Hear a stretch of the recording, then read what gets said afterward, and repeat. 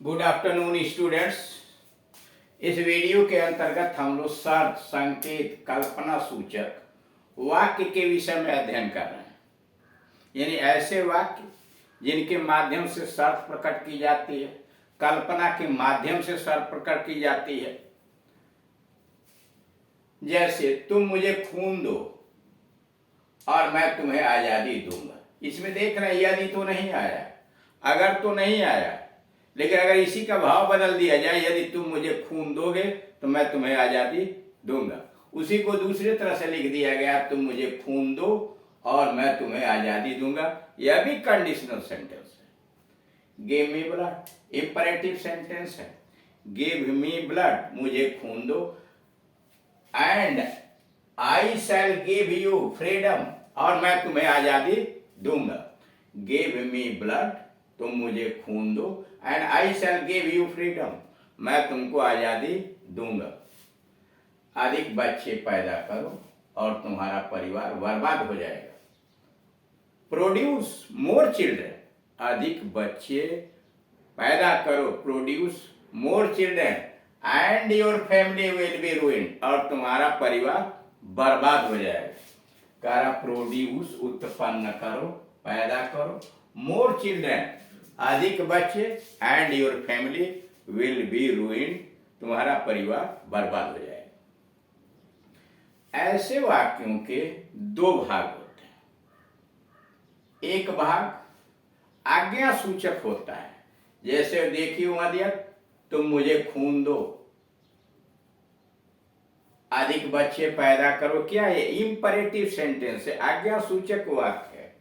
करा ऐसे वाक्य के दो भाग होते हैं। एक भाग आज्ञा सूचक होता है और इससे शर्त का बोध होता है। यदि अधिक बच्चे पैदा करोगे, इसका मतलब यह है, शर्त का बोध होता है। इसलिए यह भाग कभी कभी यदि अगर से आरंभ होता है। इसलिए यह कभी कभी यदि और अगर भी लगा दिया जाता है। यदि तुम मुझे खून दोगे तो मैं तुम्हें आजादी दूंगा। यदि तुम अधिक बच्चा पैदा करोगे तो तुम्हारा परिवार बर्बाद होगा। तो इसीलिए यदि या अगर से आरंभ होता है। दूसरे भाग से परिणाम का भाव व्यक्त होगा कि मैं तुम्हें आजादी दूंगा। यह भी परिणाम है। आई शैल गिव यू फ्रीडम, मैं तुम्हें आजादी दूंगा। यह क्या है? परिणाम। Your family will be ruined, तुम्हारा परिवार बर्बाद हो जाएगा। यह क्या है? रिजल्ट है। ये दोनों भाग और के द्वारा जोड़े गए हैं। तुम मुझे खून दो, मैं तुम्हें आजादी दूंगा, और से जोड़ दिया गया। इंग्लिश में एंड से जोड़ा गया। और रूल्स बना कैसे? सबसे पहले इंपरेटिव सेंटेंस बनाइए, फिर एंड लगा के जोड़िए, उसके बाद असर्टिव सेंटेंस रखिए। यानी सबसे पहले इंपरेटिव सेंटेंस रखिए, एंड कंजंक्शन लगा के जोड़ दीजिए, और उसके बाद असर्टिव सेंटेंस रखिए।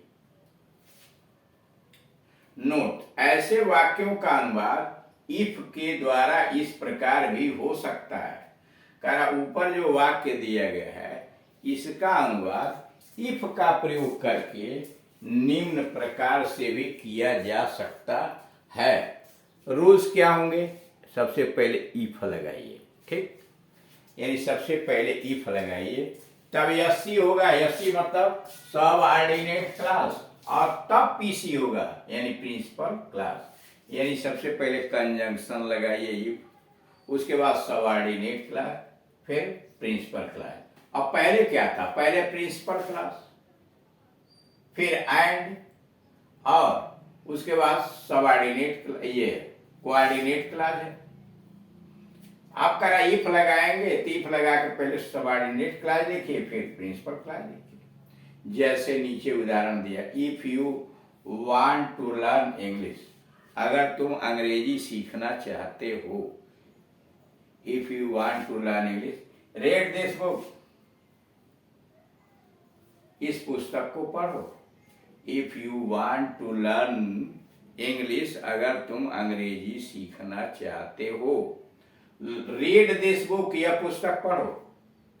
दूसरा है, if you want to get freedom, if you want to get freedom, अगर तुम स्वतंत्रता प्राप्त करना चाहते हो, गिव मी ब्लड उलट दिया गया है। If you want to get freedom, अगर तुम स्वतंत्रता प्राप्त करना चाहते हो, गिव मी ब्लड।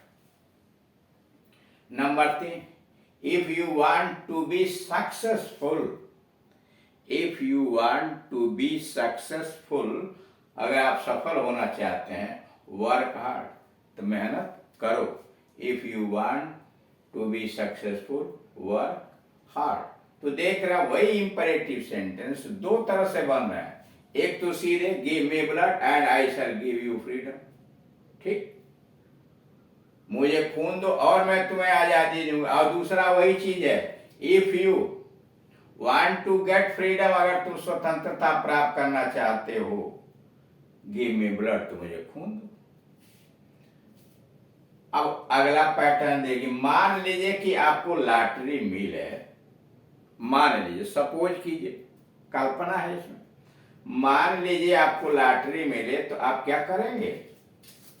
मान लीजिए कि आपको लॉटरी मिले, या कल्पना है, सोच है आपकी, एक तरह से शर्त की अभिव्यक्ति की जा रही है कल्पना के माध्यम से, कि मान लीजिए अगर आपको लॉटरी मिले तो आप क्या करेंगे? सपोजिंग यू ओन, देख रहे हैं पास्ट टेंस में, supposing you won a lottery, what would you do, आप क्या करोगे? Supposing you won a lottery, win का past tense, suppose you won a lottery, comma what would you do, तो आप क्या करेंगे?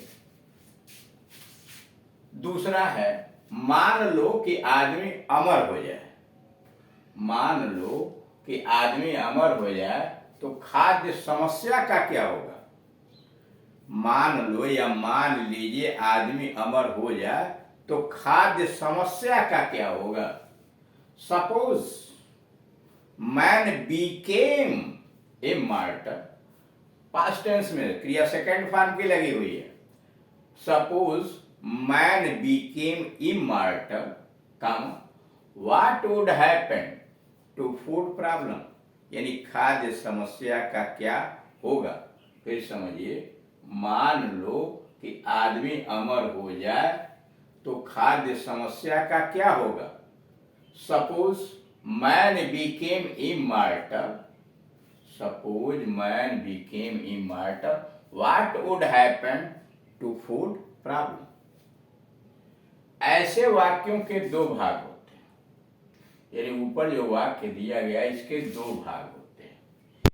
एक भाग में मान लो या मान लीजिए, एक भाग में मान लो या मान लीजिए आता है और उसके साथ उपवाक्य का प्रयोग होता है। मान लो या मान लीजिए धन उपवाक्य का प्रयोग होता है, और इससे कल्पना, सपोजिशन या एजम्पशन, अनुमान, कल्पना का बोध होता है। यानी मान लीजिए और धन उपवाक्य के द्वारा कल्पना, सपोजिशन यानी एजम्पशन का बोध होता है। दूसरा भाग तो से आरंभ होता है, करा दूसरा भाग तो से शुरू किया जाता है और इससे परिणाम अथवा अनुमान का भाव व्यक्त होता है। इससे परिणाम अथवा अनुमान का भाव व्यक्त होता है। कह रहा है कि दूसरा भाग तो से आरंभ होता है और इससे परिणाम या अनुमान का भाव व्यक्त होता है। फिर समझिए, कह रहा ऐसे वाक्यों के दो भाग हैं। एक भाग में मान लो या मान लीजिए धन उपवाक्य का प्रयोग होता है, जैसे मान लो आदमी अमर हो जाए, यही वाला भाग। मान लो कि आदमी अमर हो जाए, इससे क्या होता है? इससे कल्पना यानी सपोजिशन, एजम्पशन का भाव व्यक्त होता है। दूसरा भाग जो होता है वह तो से शुरू होता है, यानी दूसरा भाग तो से आरंभ होता है। ऐसे परिणाम खाद्य समस्या का क्या होगा? देख रहे हैं ना, खाद्य समस्या का क्या होगा, परिणाम व्यक्त किया जाता है, अनुमान लगाया जाता है। तो रूल्स बनता कैसे है? सबसे पहले सपोज प्लस क्लास, फॉर कामा लगाइए और दूसरा क्लास लिखिए। सपोज कल्पना कीजिए, मान लीजिए, उसके बाद उपवाक्य आएगा, फिर बीच में कामा आएगा, फिर एक उपवाक्य आएगा। दूसरा तरीका है सपोज के जगह पर सपोजिंग, सपोजिंग प्लस क्लास